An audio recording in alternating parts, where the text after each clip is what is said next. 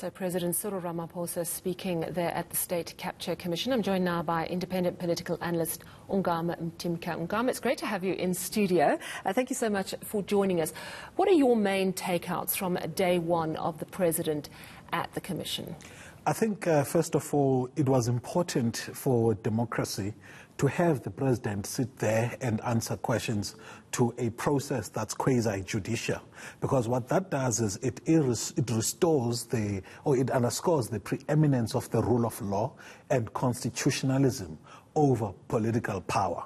And this is something different from President Jacob Zuma, who feels that the outcomes of processes should be subject to politics, and even the process that's underway there should not be taking place, and some political accommodations need to be made. But that notwithstanding, we should not, by mere willingness to participate in the process, think that that in itself is success for democracy. I was looking forward to a time when the President is being pinned down on some of the things that he says, in order for him, one, to reveal his convictions about party political standpoints, but also be able to show where exactly did things go wrong in an ANC which continues to say there's an abundance of people who are anti-corruption, but the consequences from the administration and the state-society relationship are in fact the contrary. So I wish that when he appears again, the Commission and the evidence leaders will zoom in on some of the things he says so that we can establish the truth. That truth about his own convictions as well as about the reality of what actually went wrong. It was interesting what he said, and we're going to play the clip in a moment about how factionism in the party actually essentially immobilized the party. There's so much infighting. They weren't able to hold to their mandate to be beyond corruption. Let's just take a listen to that clip. The ability of any organization, but especially a political formation, to act on allegations of malfeasance relies not only on its formal rules and procedures, but also on the balance of power within its structure. The alignment of views within such an organization is further influenced by access to the offices of state, where the ability to appoint and to dismiss and even to dispense patronage is concentrated amongst a few individuals. For the ANC, this was compounded by its own subjective challenges. The ANC took time at its 54th National Conference to reflect on these subjective challenges and recognized the erosion of its organizational integrity as processes have been manipulated to advance the material interests of certain members and associated private companies and individuals. This manifested itself in weak and pliable branches of the ANC. It also manifested itself with vote buying and gatekeeping, factionalism, and open conflict. This provided fertile ground for state capture and corruption. As I outlined in my submission, Chairperson, the ANC has, over the course of several years, recognized the existence of corruption within the state, within its own ranks, and in other parts of society. Is he saying that there were those who could see there was something going wrong, and there were those who knew something was going wrong but didn't want to change it, and that led to the party essentially being immobilized? And if that is indeed what he's saying, isn't that a shocking indictment on the ANC?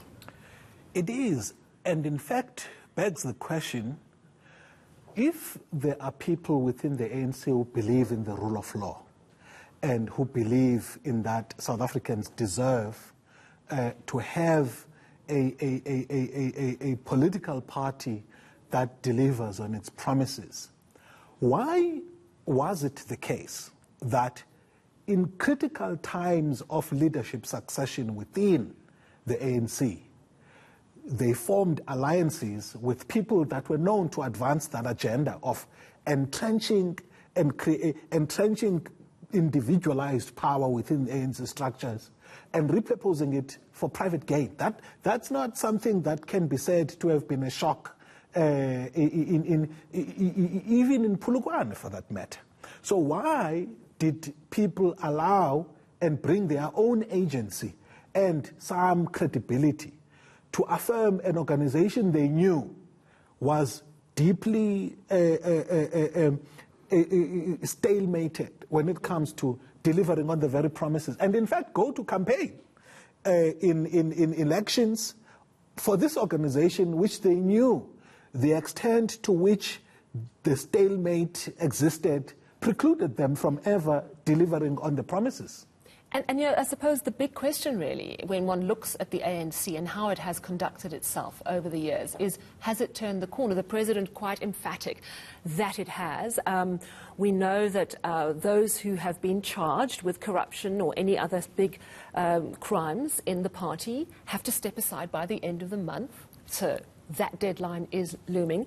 We also hear just this evening that the former Northwest Premier, Supra Mahumapelo, has been suspended from the party for 5 years for ill discipline. He's going to have to step aside as an MP. Do you think that incidents like this around Mahumapelo are an indication that the president is right, that the tide has turned in the party, or is it just smoke and mirrors at this stage? Sure, it's part of good social science to look at activities and happenings and ask the question, what's happening here? Those instances where there's some signs of doing right can never negate an established culture.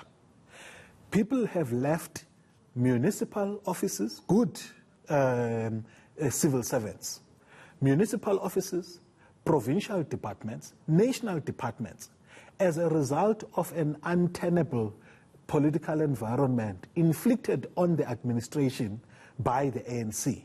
So when you then take instances where there are signs of doing right, let me put it that way, and interpret that to mean a turning of the corner, even without, I mean, the president is complaining about the structure of the ANC and how it has created this stalemate. Does he, what have they done about the basics of the likelihood of regional people or provincial and national politicians to manipulate membership so that even if they are unpopular in a certain geography of the country, they will emerge as leaders? So you cannot talk about, if you don't eliminate that likelihood of structures being manipulated by powerful politicians, but you just deal with the symptomatic, that is, the politicians who've arisen out of those structures, you can't call that a turning of the corner, because tomorrow some crooked politician is going to use the very same known things in the ANC which provide the administrative infrastructure and political infrastructure for them to usurp the power of ordinary South Africans that really love the party and would love to see positive changes happen. But that power is usurped by regional power brokers who dominate over the power of those individual citizens who love the party and would like to see some changes happen. Very quickly, on Thursday, the president is back at the commission. What is the one thing you think he really needs to tackle head on?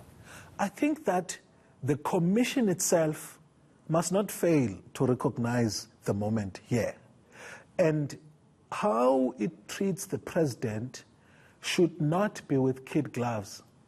They mustn't take at face value what are established political messaging, which has been happening. Even President Jacob Zuma said some of the things which President Cyril Ramaphosa was saying at a time when it was known that, in fact, what was being done was not affirmative of that claim. So they must drill down on something like, for example, how explosive is it for the President of the Republic to say a minister goes with outcomes of a process that was fair, open and transparent to the deployment committee of the ANC, and he doesn't think that that is scandalous.